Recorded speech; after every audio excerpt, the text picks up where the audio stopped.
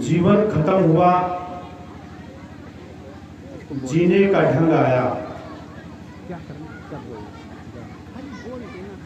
थोड़ा सा विचार करते हैं अपने जीवन के तरफ।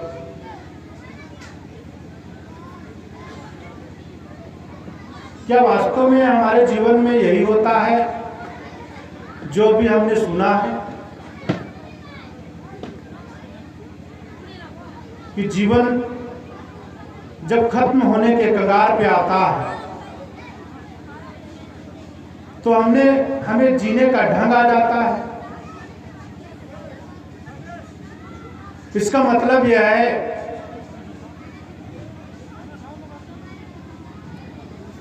कि जब कोई बात गंभीरता से सोचते हैं,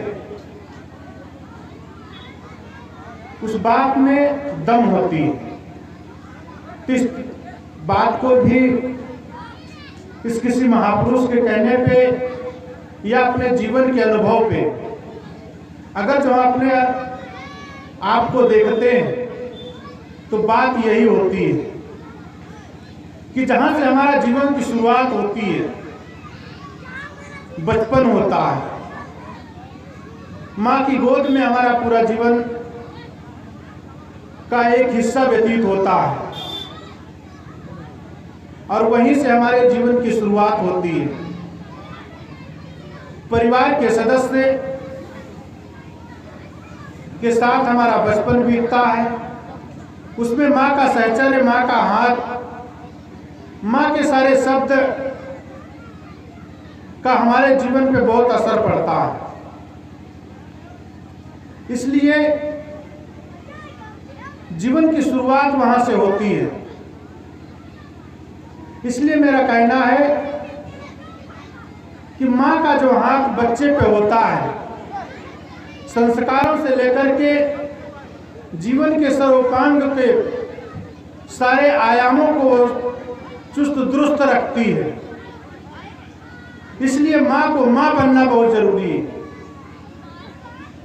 अगर जो माँ ठीक तरीके से अगर बच्चे को लालन पालन करती है तो वह बच्चा संस्कारवान होगा, स्वयं अच्छा जीती है, स्वयं संतों के सहचर्य में जीती है, स्वयं सत्संग से जुड़ती है, स्वयं अगर अपने परिवार को सत्संग से जोड़ती है, संतों के सहचर्य से जोड़ती है, तो वहां से जो निकला हुआ जो बच्चा होगा वह संस्कारवान होगा।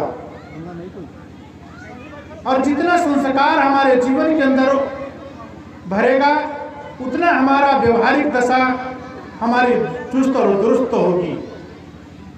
और जिस व्यक्ति का व्यवहारिक दशा सुधर जाती है, हमारे जीवन की दो दशाएं, एक व्यवहारिक दशा, दूसरी आध्यात्मिक दशा।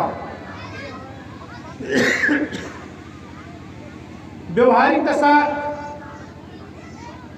सुबह से लेकर के शाम तक जितना जो कुछ भी हम जिन लोगों के साथ में, प्राणी पदार्थों के साथ में अपने जीवन को जीते हैं, उन लोगों के साथ में रह करके जो व्यवहार की दशा हमारी होती है, हम जितना ही उस पर हम अपने ध्यान को केंद्रित करते हैं और व्यवहार की दशा को सुधारते हैं, तो हम सुख की तरफ, शांति की तरफ बढ़ने का प्रयास करते हैं, अध्यात्म की दशा को सुधारने का प्रयास करते हैं।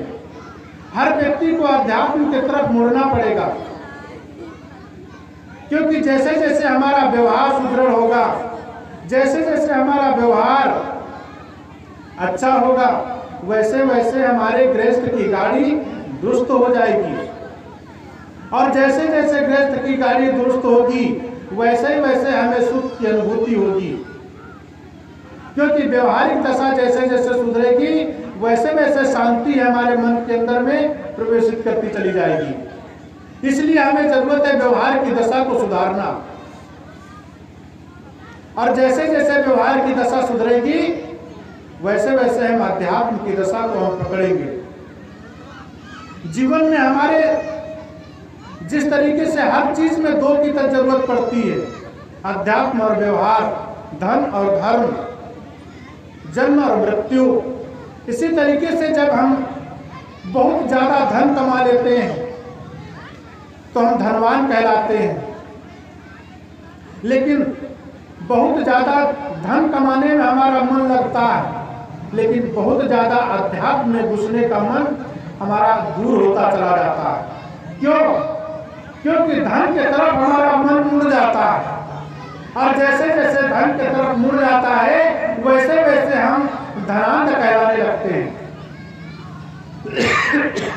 बहुत धन हो जाने से, बहुत पैसा हो जाने से, बहुत रुपया हो जाने से, बहुत परिवार हो जाने से, बहुत लोगों से जुड़ जाने से, बहुत लोग में अपने जीवन को डालने से, फंसाने से हमें सुख की अनुभूति नहीं होती।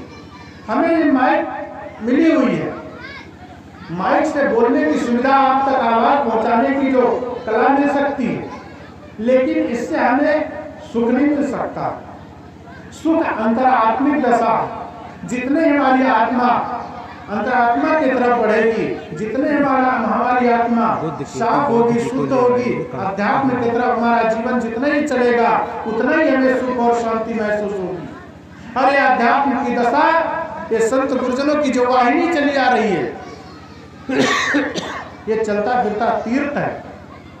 इस तीर्थ में जाने की जरूरत है, और जाने की ही जरूरत नहीं है, उसके पास में, उनके शरणों में अपने मन की डोरी बांधने की जरूरत है। जब तक हम अपने मन की डोरी संत गुरुजनों के शरणों में बांध कर नहीं रखेंगे, तब तक ये हमारा मन इधर उधर भटकता रहेगा, और इधर उधर भटक करके हम अपने मन को शांत कैसे कर सकते हैं। इसलिए सत्संग की जरूरत है, और जब सत्संग ना मिले तो संतों की पुस्तकों की जरूरत है, संतों की वाणियों की जरूरत है। कुल मिलाकर के जब हमारे जीवन में 24 घंटा, 24 घंटे में कम से कम आधा घंटा, 15 मिनट, कुछ समय, एक घड़ी, आधी घड़ी, आधी में पुण्यात, मतलब अपने जीवन के कुछ अंश, अपने जीवन का कुछ समय संत गुरुजनों के चरणों में, अध्यात्म के सहचर में, और जब तक हम अपने जीवन को नहीं लगाएंगे तब तक हमें वह सुख, वह शांति, वह चीज, वह जिससे हम जुड़ना चाहते हैं, जिसको हम पाना चाहते हैं, जिससे हम अपने जीवन को भरपूर आनंद लेना चाहते हैं, वह चीज हमें वहां नहीं मिलेगी जहां पर हम ढूंढ रहे हैं।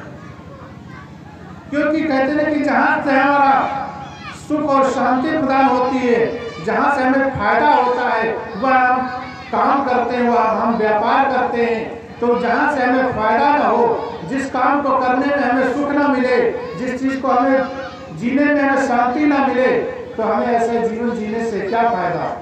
गुरु कबीर कहते हैं, बहुत दुख दुख की खानी, बहुत दुख दुख की खानी, तब बचिया जब राम जानी।